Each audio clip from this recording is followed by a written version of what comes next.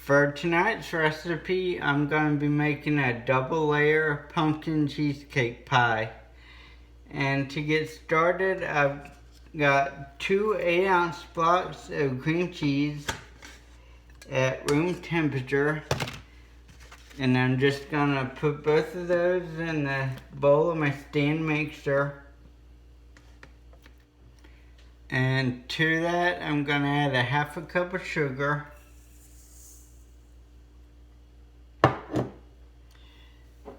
And a 1/2 teaspoon of vanilla.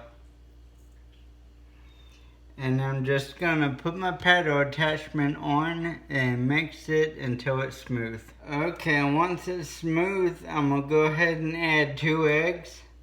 I'm gonna add them one at a time. And you wanna go ahead and get a 9-inch graham cracker crust. And what I have here is 1 cup of the batter. Go ahead and spoon it into your pie crust. And this will be your first layer. So once you have that in there, go ahead and set that aside.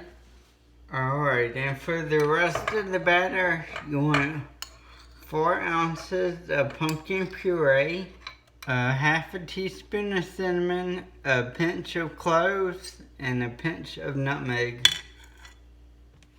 And just mix this together until it's nice and smooth. And you just want to go ahead and pour this on top of your first layer. And now you're ready to put it in a 325-degree oven for 35 to 40 minutes.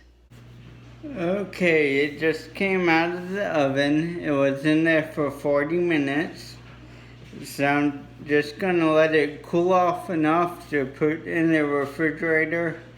And now I'm gonna leave it in the refrigerator overnight to get it nice and cold. Because tomorrow I'm gonna put whipped cream on it. You can either buy the whipped cream or I'm gonna make my own, so I'm gonna get it nice and cold before I put that on it.